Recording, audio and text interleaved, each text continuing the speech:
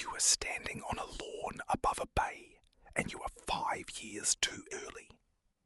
It is the 28th of October, 1835. The place is Waitangi. Yes, that Waitangi. But the date everyone knows, the date carved into every textbook, the 6th of February 1840, has not happened yet. Nothing about it is inevitable.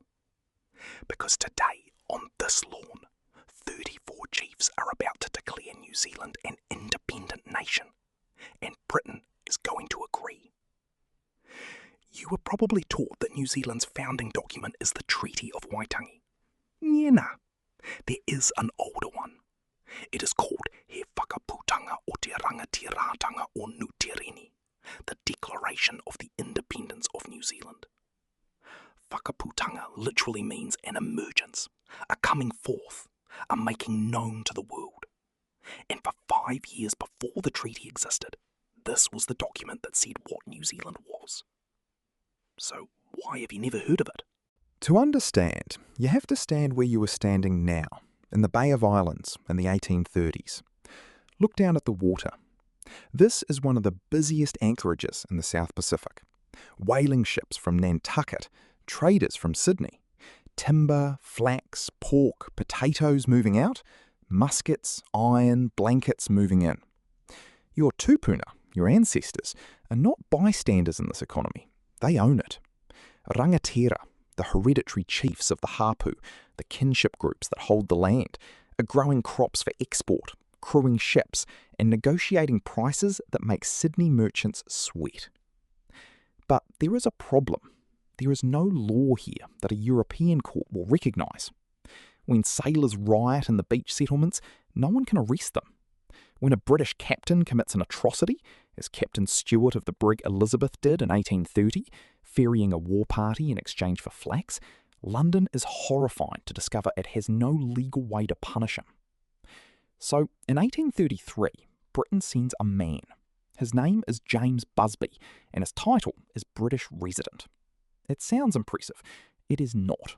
He arrives with no soldiers, no police, no budget worth the name, and no legal authority whatsoever. One observer famously described him as a man of war without guns. He builds a house at Waitangi, plants a vineyard, and tries to keep order in the busiest port in the Pacific, armed with nothing but letters. And yet, Busby is about to help midwife a nation. How? Start with a flag. In 1830, a ship called the Sir George Murray, built in the Hokianga and partly owned by Rangatira, sails into Sydney and is promptly seized. Why? Because it flies no national flag. New Zealand is not a colony, not a state, not anything. Under British navigation law, its ships legally do not exist. Every vessel your people build, every cargo they load, can be confiscated on arrival. The answer, when it comes, is quietly remarkable. On the 20th of March 1834, 25 rangatira gather at Waitangi and vote to choose a national flag. A white field, a red cross, a second cross studded with stars. The flag of the United Tribes. British officials in Sydney register it. New Zealand-built ships now sail under their own colours, recognised in every British port. Think about what just happened. The chiefs did not ask to join the British Empire. They created a symbol of their own standing, and the Empire saluted it. That is Act 1. Act 2 arrives in the post. In 1835, Busby receives a letter that genuinely alarms him. It comes from a Frenchman named Charles de Thierry, who styles himself the Sovereign Chief of New Zealand. De Thierry announces that he is on his way to establish his own sovereign state in the Hokianga, based on a land purchase of questionable reality. He is, historians broadly agree, more fantasist than conqueror. But Busby cannot know that.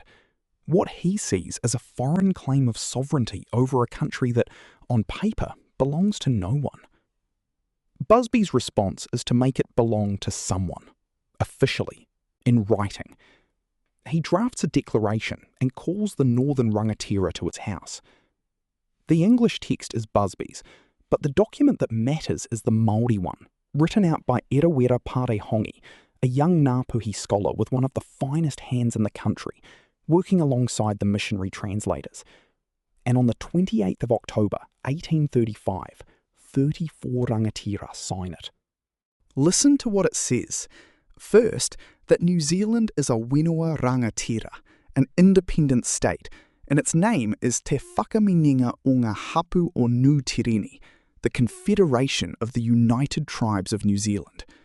Second, and this is the line everything turns on, that all sovereign power and authority in the land, ko te kingitanga, ko te mana I te whenua, resides entirely and exclusively with the hereditary chiefs collectively. Kingitanga here means kingship, supreme authority. Mana means the weight of authority and spiritual power a person or people carries. The declaration says both belong to the rangatira, together, and to no one else. Third, the chiefs will meet in Congress at Waitangi each autumn to frame laws. Fourth, a copy goes to King William IV with a request: be a parent to this infant state. Protect it. Do not govern it. Now, here's the part almost nobody expects. Excitedly, Britain says yes!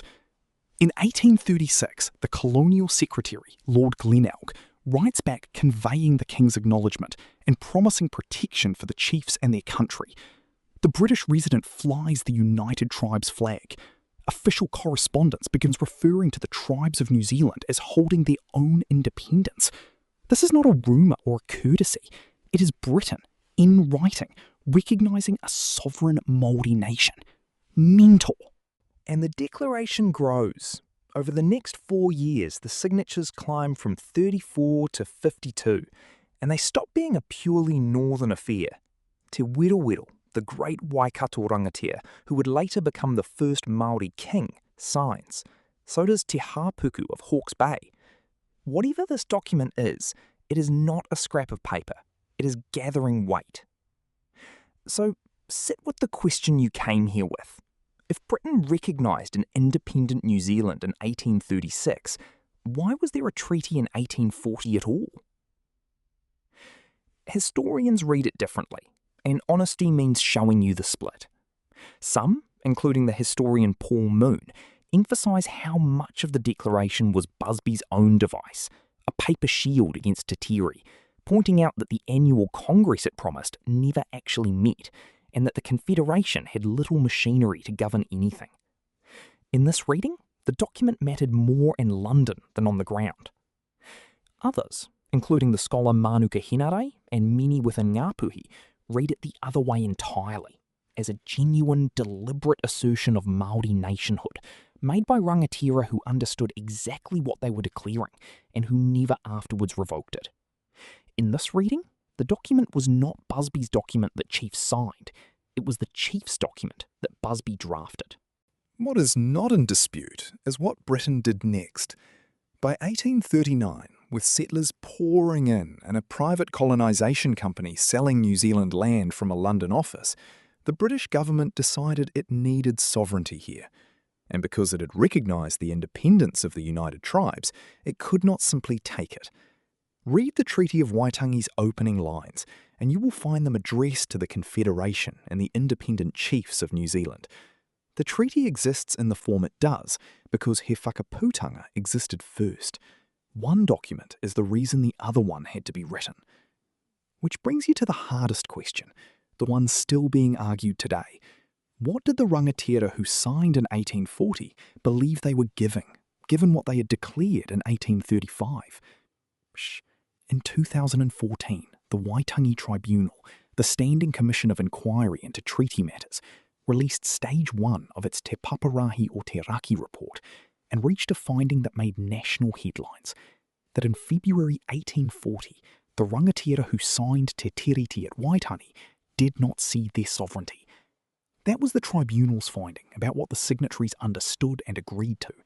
The Crown's position, then and now, is that sovereignty lawfully rests with it, and the tribunal itself did not rule on how the country should be governed today.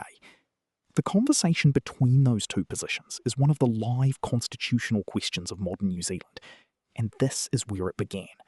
Not in 1840, in 1835. You can go and stand in front of it. The original sheet, with its signatures and its moko marks, survives. It is displayed at He Tohu, the permanent exhibition at the National Library in Wellington, in a darkened room alongside the Treaty of Waitangi itself. 2 documents, 5 years apart, lying a few metres from each other, still in conversation. And every summer at Waitangi, you will see the flag of the United Tribes flying again above the grounds where 25 chiefs first chose it. Here is the thought to carry home. You live in a world of founding dates, the days nations like to say they began.